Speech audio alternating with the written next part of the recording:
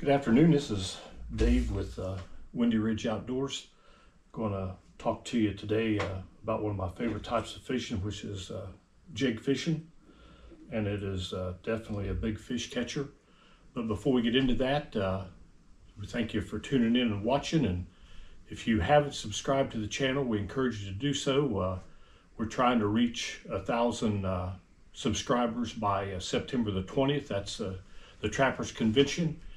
And if we reach that goal by September the 20th of 1,000 subscribers, we're going to have two $50 gift cards from Cabela giveaway.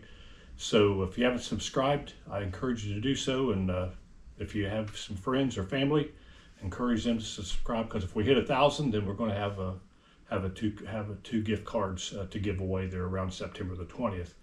And also, if you're in need of any trapping supplies or fishing supplies, you can check out windyridgetrapper.com. Austin has a website and sells all kind of trapping supplies.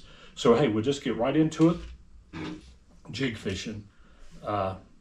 It's good any time of the year. Not really a bad time, and I'd kind of gotten away from it this summer, but I kind of got back into it last week, and It catches small fish too, but it is a big fish catcher. Last week I caught a 22.5, 6 pound, 4.0 ounces, and then I caught a 21 inch and caught several other nice ones. But it is definitely a big fish catcher. I'm going to tell you a couple colors that I mainly stick with. Of course, the old tried and true black and blue. I like to use the black and blue when the water clarity is about 18 inches or less. I usually about always stow the black and blue, and this super chunk here is flipping blue, but I also like to pair it with the black and blue super chunk. I like to use Zoom, the super chunk, and the rule of thumb has always been, we used to throw it a lot with pork with Uncle Josh, and they kind of went away, but now they're back, and there's a couple other companies that's making pork, and they're good all year round.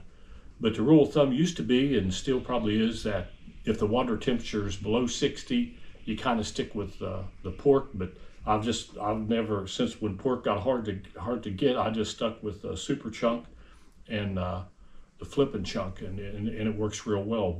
But Uncle Josh, and there's another, like I say, another company or two that's making the pork now. So and you can throw it all year long also. But I usually flip. I like the Strike King Dinner Briar flipping jig. It's 3/8. So I usually stick with a 3/8 to 5/8 ounce, depending on how deep the water is. But I normally throw, and I like the perpendicular line tie on it. It's not in line, but it's perpendicular to it. Seems like it's a lot easier to get through the brush and the cover, and where I normally throw it is in the heaviest brush and heaviest cover you can find, and also along the grass line. It's kind of hard to get through if it's real thick grass, but you can let it find holes and let it fall down through, or just fish it along the edge, and then along bridge piers, rocky points, rocky banks. Anywhere like that is good. It's a good bait, and along any, like say, any kind of bridge piers, concrete abutments you might have, it's a good bait. And again, I stick with the 3/8. If the water clarity is 2 foot or better, or this here is it's kind of like a bluegill collar, and I like it real well. And then I also throw the green pumpkin. And I usually use, again, the Zoom Super Chunk and the green pumpkin collar. And I like at times, if I'm not getting too many hits, I'll take a spike it marker and just kind of color the tips of the claws here with the chartreuse. And sometimes that helps get a few more bites, and as a good attractant. But like again, if the water clarity is 18 inches or less, I usually flip the black and blue. If it's more than 18, I usually switch to a green pumpkin or a sunfish collar, and with a green pumpkin trailer. And also, sometimes downsized to an 1/8 ounce. This here is made by a good friend of ours, Darren Elder, with Ketchum Lures. This here he called the Secret of Somerville, and I also use the green pumpkin Super Chunk Junior with this. But this here is a swim bait that he also sells, and he has a website too of catchumlures.com. So if you want to get on there, these, I know that they have really good, these are a really good smallmouth killer, but they catch largemouth too.